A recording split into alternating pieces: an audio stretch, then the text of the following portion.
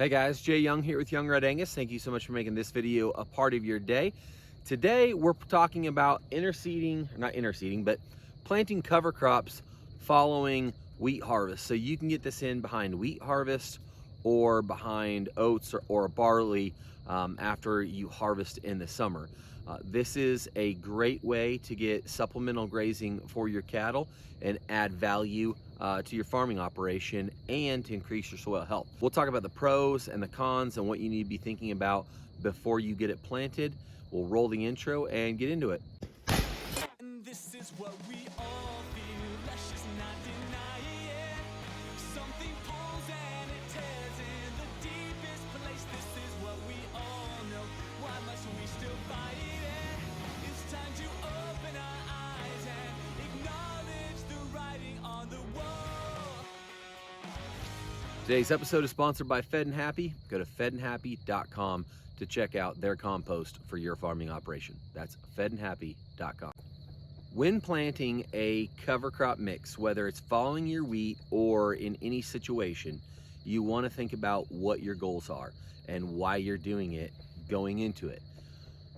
I have three main goals for planting this. One is the biology. As soon as you harvest your wheat, if you don't have living roots in the ground, your biology, specifically a lot of your fungal populations, mycorrhizal fungus specifically, it can begin to die, or not it can, it does die without the roots keeping the mycorrhizal fungus alive. And then other fungal species also need the root structure to stay alive. So when we after wheat harvest, if we can get something planted, that's going to support the biology living longer, creating more spores for when it goes dormant before we plant our corn the following year. So this circle is going to go back to corn next year. It was wheat.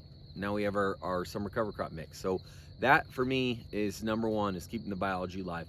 Number two, I like the idea of having the extra plants out here to catch snow. We put the brassicas out here to break up compaction, and a lot of your grasses will break up compaction as well. We put the sunflowers out here to bring up micro nutrients that are deeper in the profile, up into higher in the profile, and then when the plant dies, and the roots are breaking down, those will be available for the next crop, which would be our corn. The other reason for wanting to do this is obviously supplemental grazing. So we're going to be able to bring our cattle in here sometime in November and do rotational grazing on this field and get this residue put back down on the ground for more armor on the soil going into planting our corn. So, and that's what a lot of people do this for, and I think it's a great reason to do it. I have to be really honest with you though on doing the summer cover crop behind wheat for the purposes of supplemental grazing, because it's not something that's worked really well for us because of how dry the last 6 years have been. I've done it 2 times before this year, and what will happen is it'll get about a foot tall and then it will die, and then there is no supplemental grazing. But it is still getting tall enough that it actually will catch more snow than if you just had your wheat straw out here catching snow. So there's still a benefit. It's still keeping the biology alive longer, but you're not getting quite the benefit of what you would want when you're planting this for supplemental grazing. The cost of doing this was I think it was about $25 an acre for this particular mix. When you think about, you have your chemical cost of terminating the weeds before you plant this. We've had to spray weeds twice this year after taking the wheat off because it's been nearly impossible to kill weeds. So the cost of doing this as opposed to the cost of doing chemical applications afterwards are not that far off as far as what it's costing me to do this. So I like the benefit of doing this. Let's talk about the mixes, and then we'll talk about what it looks like where we've done it on dry land. This irrigated circle, we've been able to put 1 inch of water on it because we have limited water, and we have 2 circles that are in corn currently.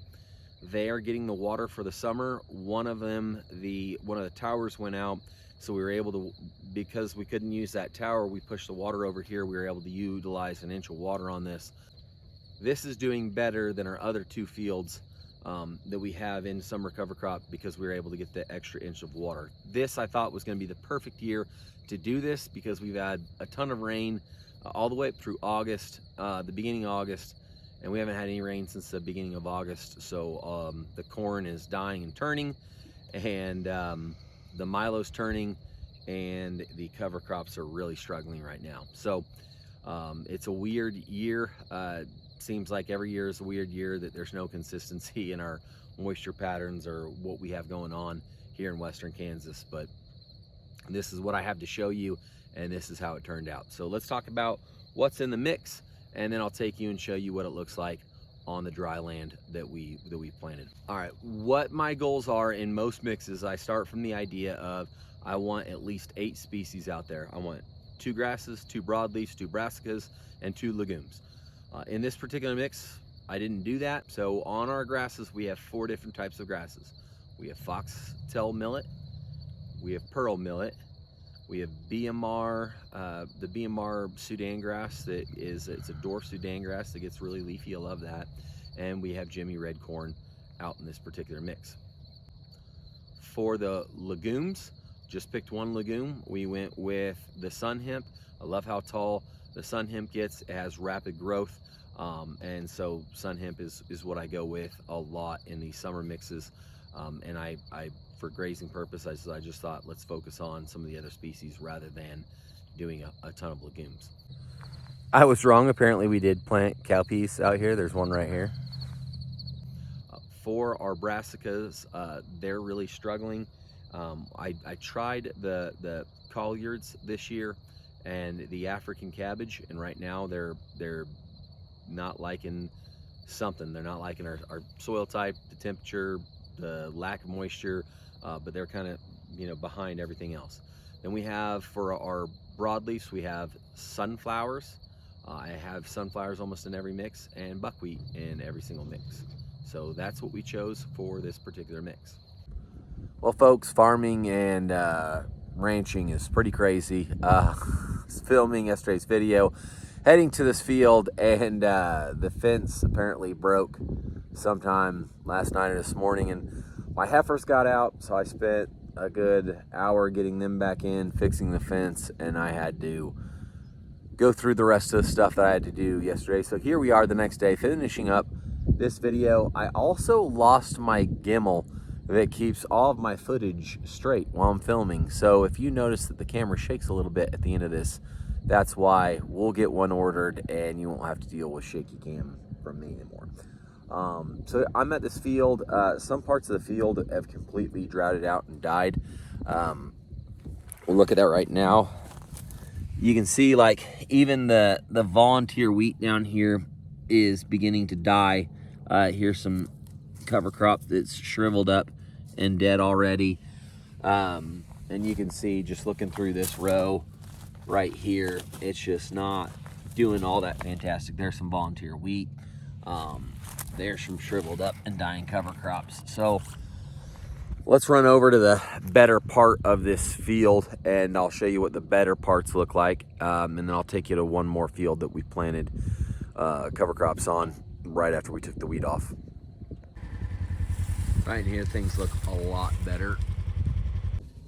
Okay, guys, here we are at our other field, and it was planted a week before the one I was just at, and it's struggling a little bit more.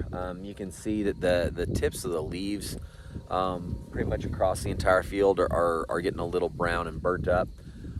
So right now, it doesn't look like I'm going to graze. Hold on 1 second. Right now, it's not looking like I'm going to graze either field. We'll see. If we catch a rain this weekend, we'll end up grazing it. If we don't catch a rain, I'm not going to graze it. I'll leave the residue out here. And this particular field I'm at right now, I'm going to have to plant cover crops for grazing next year, just because of where everything's situated. The other one will go back to corn.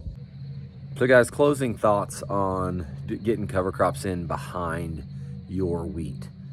The drier your environment is, the tougher it's going to be to get days of grazing. That does not mean that there isn't benefit to it, because you're getting the living roots in the ground and keeping the biology alive longer. So anyway, man, I don't really know what I think about it. I don't like that, you know, we're not getting the growth I want to see, but at the same time, like, I know that biology staying alive there where the other fields it's not. So that's what I got for you.